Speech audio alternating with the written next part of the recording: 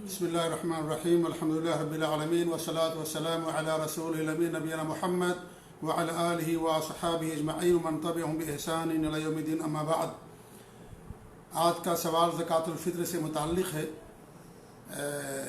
और ज़कातुल फ़ित्र के कुछ अहम मसाइल आज के इस सवाल में बयान किए जाएंगे। अल्लाह ताला हमें इस अहम फ़रीज़े को अदा करने की तौफ़ीक़ दे, आमीन रब्बल आलमीन। ज़कातुल फ़ित्र फ़र्ज़ है। इसकी दलील ये है कि अब्दुल्लाह बिन उमर रज़ियल्लाहु अन्हु फरमाते हैं कि फ़रज़ रसूलुल्लाह सल्लल्लाहु अलैहि वसल्लम ज़कातुल फ़ित्र, कि अल्लाह के रसूल सल्लल्लाहु अलैहि वसल्लम ने ज़कातुल फ़ित्र को फ़र्ज़ कर दिया है, लिहाजा इसका निकालना फ़र्ज़ है, ज़रूरी है। और हर मुसलमान पर, मर्द हो या औरत, छोटा हो या बड़ा, रोज़ेदार हो या गैर रोज़ेदार, साहिब निसाब हो या साहिब निसाब ना हो, सब पर फ़र्ज़ कर दिया गया है। जैसा कि सही बुखारी और मुस्लिम की रवायत अब्दुल्लाह बिन उमर रज़ियल्लाहु तआला अन्हुमा फरमाते हैं कि फ़रज़ रसूलुल्लाह सल्लल्लाहु अलैहि वसल्लम ज़कातुल फ़ित्र साअम मिन तमरिन औ साअम मिन शईरिन अलल अब्दि वल हुर्रि वल ज़करि वल उन्सा वल सगीर वल कबीर मिनल मुस्लिमीन व अमर बिहा अन तुअद्दा क़ब्ल ख़ुरूज अन्नास इला सलाह, कि अल्लाह के रसूल सल्लल्लाहु अलैहि वसल्लम ने ग़ुलाम पर, आज़ाद पर, मर्द और औरत पर, बच्चे पर, बूढ़े पर, सब पर ज़कातुल फ़ित्र को फ़र्ज़ कर दिया है। एक सा खजूरों से, एक सा जौ से। और उसके मुतालिक हुक्म ये दिया है कि सलात ईद के लिए निकलने से पहले अदा कर दिया जाए। तो इस हदीस से मालूम हुआ कि ज़कातुल फ़ित्र फ़र्ज़ है और हर मुसलमान को इसको अदा करना है, चाहे वो अमीर हो या गरीब, या ग़ुलाम हो या आज़ाद, छोटा हो या बड़ा, मर्द हो या औरत, रोज़ेदार हो या रोज़ेदार ना हो, सब के ऊपर अल्लाह रब्बुल आलमीन ने या नबी सल्लल्लाहु अलैहि वसल्लम ने ज़कातुल फ़ित्र को फ़र्ज़ कर दिया है। ज़कातुल फ़ित्र का मकसद क्या है? ज़कातुल फ़ित्र का दो मकसद है। जैसा कि अब्दुल्लाह बिन अब्बास रज़ियल्लाहु तआला अन्हुमा फरमाते हैं कि फ़रज़ रसूलुल्लाह सल्लल्लाहु अलैहि वसल्लम ज़कातुल फ़ित्र, कि अल्लाह के रसूल सल्लल्लाहु अलैहि वसल्लम ने ज़कातुल फ़ित्र को फ़र्ज़ कर दिया है। इससे भी मालूम हुआ कि ज़कातुल फ़ित्र फ़र्ज़ है। तोहरतल लिस्साइम मिनल लग़्व व रफ़थ, रोज़ेदार से जो बेकार लायानी बेहुदा गुफ्तगू हो जाती है या फहश कलामी हो जाती है। लगो से मुराद बेकार गुफ्तगू, लायानी गुफ्तगू, और रफ़त से मुराद फहश कलामी। तो ये जो उसकी ज़ुबान से चीज़ें अदा हो जाती हैं या गलत हरकतें, बेहुदा हरकतें हो जाती हैं, तो उनसे रोज़ेदार को पाक करने के लिए वह तुअमतल लिल मसाकीन, और जो मसाकीन हैं उनके लिए खुराक है। तो इस हदीस से मालूम हुआ कि ज़कातुल फ़ित्र का दो अहम मकसद है। पहला मकसद ये है कि रोज़ेदार से जो कुछ गलतियां हो जाती हैं रोज़े की हालत में, उसकी पाकी के लिए, और दूसरा मकसद ये है कि जो फ़क़रा और मसाकीन हैं उनकी खुराक के लिए, और उस दिन वो मुसलमानों की ईद और खुशियों में शरीक हो सकें और दूसरों के सामने दस्ते सवाल दराज करने से महफूज रह सकें। इसलिए उनके खुराक के तौर पर शरीयत ने ज़कातुल फ़ित्र को फ़र्ज़ करार दिया है। मन अद्दाह क़ब्ल सलाह फ़हिय ज़कातुन मक़बूला, जिसने उसे ज़कात नमाज से पहले अदा कर दिया तो ये मकबूल ज़कात मानी जाएगी। व मन अद्दाह बअद सलाह फ़हिय सदक़तुन मिन सदक़ात, और जिसने उसे नमाज के बाद अदा किया तो ये आम सदका माना जाएगा। ये अबू दाऊद की हसन ये सही रवायत है। तो इस हदीस से कई बातें मालूम हुई। पहली बात तो वही कि ज़कातुल फ़ित्र का मकसद क्या है। दूसरी बात ये मालूम हुई कि नमाज से पहले इसको अदा करना ज़रूरी है। अगर नमाज ईद के बाद अगर कोई अदा करेगा तो इस सूरत में आम सदका होगा और ज़कातुल फ़ित्र उससे अदा नहीं होगा, लेकिन उसे देना पड़ेगा, लेकिन आम सदक़े का सवाब उसे मिलेगा और आम सदका ये अदा होगा। यहाँ तक कि उलमा ने बयान किया है कि अगर यानी किन लोगों की तरफ से ज़कातुल फ़ित्र देना है, कि अगर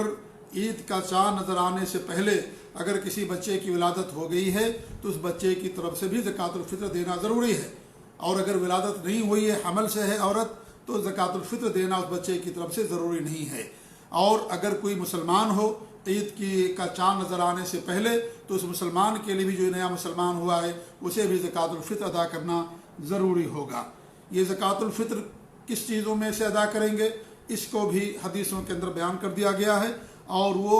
आदमी जिस मुल्क या शहर में रहता है, वहाँ की जो खुराक है, वहाँ का जो ताआम है, उसके लिहाज से एक सा वो अदा करेगा। जैसा कि इससे पहले हदीसें बयान की गई कि फ़रज़ रसूलुल्लाह सल्लल्लाहु अलैहि वसल्लम ज़कातुल फ़ित्र साअम मिन तमरिन, खजूर का में एक सा, और एक सा ये मौजूदा ज़माने के लिहाज से तकरीबन 2.5 किलो बनता है। اس طریقے سے ابو سعید خدری رضی اللہ عنہ فرماتے ہیں کہ کننا نعطیہا فی زمن نبی صلی اللہ علیہ وسلم صاعا من طعام، کہ اللہ کے رسول صلی اللہ علیہ وسلم کے زمانے میں غلے میں سے ایک سا دیا کرتے تھے۔ طعام کہتے ہیں خوراک کو، تو آدمی جہاں رہتا ہے وہاں کی جو خوراک ہے اس کے لحاظ سے وہ زکوٰۃ الفطر ادا کرے گا۔ وہاں کی خوراک اگر کھجور ہے کھجور میں دے گا، چاول ہے، گیہوں ہے، کشمش ہے، جو بھی وہاں کی پنیر ہے، جو بھی وہاں کی عام خوراک ہے جسے عام طور سے لوگ استعمال کرتے ہیں، تو اس میں سے ایک سا وہ غلہ یا وہ خوراک بطور زکوٰۃ الفطر وہ ادا کرے گا۔ تو ابو سعید خدری فرماتے کننا نعطیہا فی زمن نبی صلی اللہ علیہ وسلم صاعا من طعام، ہم اللہ کے رسول صلی اللہ علیہ وسلم کے زمانے میں غلے میں سے خوراک میں سے ایک سا دیتے تھے، اور صاعا من تمر، یا کھجور میں سے ایک سا، اور صاعا من شعیر، یا جو میں سے ایک سا، اور صاعا من زبیب، یا کشمش اور منقع میں سے ایک سا۔ یہ صحیح بخاری اور صحیح مسلم کی روایت ہے، اور ایک دوسری روایت کے اندر ہے کہ پنیر میں سے ایک سا نکالا کرتے تھے۔ تو اس سے معلوم ہوا کہ زکوٰۃ الفطر یہ غلے میں سے نکالا جائے گا، اور کھانے کی چیزوں میں سے نکالا جائے گا، اور اس کی قیمت ادا کرنا یہ جائز نہیں ہے، کیونکہ اللہ کے رسول صلی اللہ علیہ وسلم کے زمانے میں بھی دینار تھے، درہم تھے، لیکن اس کے باوجود بھی آپ نے زکوٰۃ الفطر میں غلہ نکالنے کا حکم دیا، خوراک نکالنے کا حکم دیا۔ اور پھر دوسری بات یہ ہے کہ یہ ظاہری شعار ہے، ایک ظاہری شعار ہے یہ زکوٰۃ الفطر، لہذا جب تک یہ غلے کی شکل میں نہیں نکالا جائے گا اس وقت تک یہ ظاہری شعار پر عمل نہیں ہو پائے گا، اور یہ غلے ہی کے اندر دینا ہے، جیسا کہ اس طرح کی حدیثیں آتی ہیں، ساری حدیثیں اسی سے متعلق ہیں، غلے سے متعلق، لہذا اگر اس کو قیمت ادا کریں گے تو پھر حدیث پر عمل نہیں ہو پائے گا۔ بہت سارے لوگ کہتے ہیں کہ ہمیں زکوٰۃ الفطر کو غلے میں دینے کے بجائے قیمت ادا کر دینا چاہیے، تو میرے بھائیوں اس کا جواب یہ ہے کہ قیمت اللہ کے رسول کے زمانے میں بھی تھی، اور آپ کے زمانے میں بھی دینار درہم تھے، لیکن آپ نے ادا نہیں کیا، اور ان کی ضرورتیں آپ عام صدقات سے ادا کر دیجئے، لیکن زکوٰۃ الفطر جو ایک شعار ہے اس شعار کو تو باقی رکھیے اور اس کے اوپر عمل کیجئے۔ جیسے قربانی ایک شعار ہے، ایک آدمی کہے کہ ہم قربانی نہیں کریں گے اور غریبوں کو گوشت کی ضرورت نہیں ہے، لہٰذا ہم کیا کریں، لائیے ہم اس کا پیسہ اتنا غریبوں میں تقسیم کر دیں، تو میرے بھائیوں قربانی ادا نہیں ہوگی۔ یہ اس طریقے سے عقیقہ ہوتا ہے، عقیقہ میں جانور ذبح کرنا پڑتا ہے، قربانی میں جانور ذبح کرنا پڑتا ہے، یہی مطلوب ہے، جانور ذبح کرنا مطلوب ہے۔ لہذا ایک انسان کہے کہ ہم نہیں کریں گے یہ اور ہم غریبوں کو دے دیتے ہیں، تو ہم ان سے کہیں گے کہ آپ غریبوں کی مدد کیجئے، اللہ نے آپ کو مال دیا، مدد کیجئے، اس کے بہت سارے مصارف ہیں اور اس کے بہت سارے اور عام صدقات ہیں، اس کے ذریعے سے غریبوں کی مدد کیجئے، لیکن زکوٰۃ الفطر یا قربانی شعار ہے، مسلمانوں کا ایک پہچان ہے، اسے قائم رکھیے، اسے باقی رکھیے۔ لہذا زکوٰۃ الفطر یہ غلے کے اندر ہی ادا ہوگا، قیمت انسان اگر ادا کرتا ہے تو اس صورت میں ادا نہیں ہوگا۔ انسان کو چاہے کہ خود وہ ادا کرے، لیکن اگر وہ کسی کو اپنا مندوب بنا دیتا ہے یا کسی کو ذمہ دار بنا دیتا ہے تو اسی صورت میں بھی کوئی مسئلہ نہیں ہے۔ اور اگر آدمی کسی کو اپنا ذمہ دار بناتا ہے، اسے پیسہ دے دیتا ہے کہ یہ پیسہ میں نے آپ کو دیا ہے، اس میں سے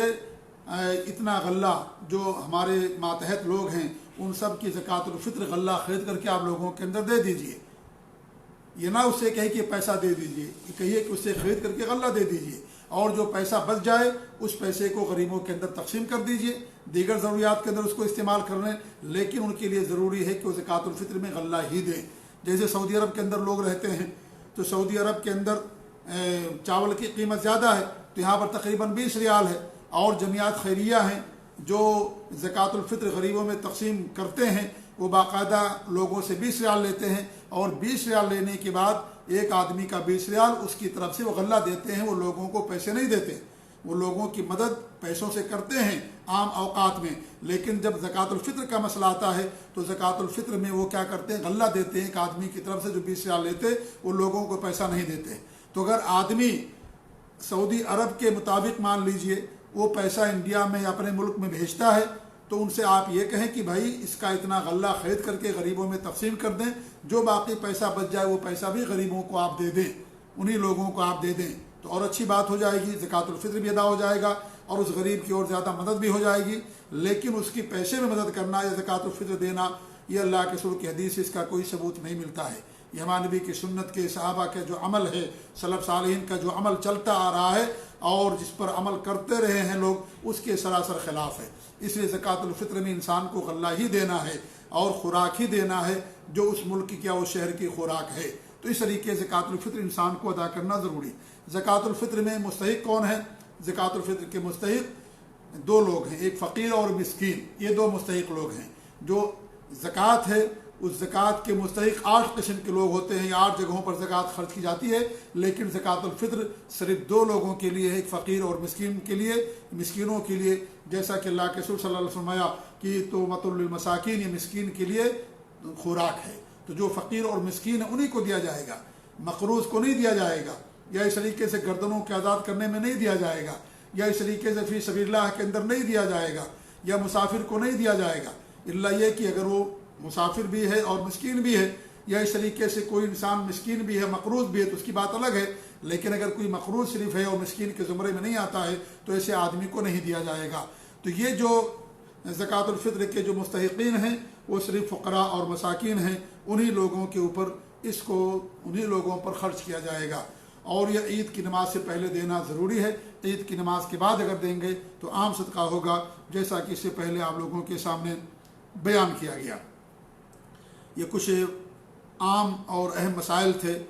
زکوٰۃ الفطر کے تعلق سے جو میں نے اس سوال کے جواب کے تحت بیان کیا ہے۔ اللہ تعالیٰ سے دعا ہے کہ اللہ رب العالمین ہمیں اس اہم شعار کو ادا کرنے کی توفیق دے۔ اللہ تعالیٰ ہمارے روزوں کو قبول فرمائے، ہماری نیکیوں کو قبول فرمائے۔ اللہ رب العالمین ہم سب لوگوں کو گناہوں سے اور غلط باتوں سے، بیہودہ کاموں سے اللہ تعالیٰ ہم سب کو محفوظ رکھے، آمین۔ وصلی اللہ علیہ محمد وعلی آلہ وصحبہ اجمعین۔ والسلام علیکم ورحمۃ اللہ وبرکاتہ۔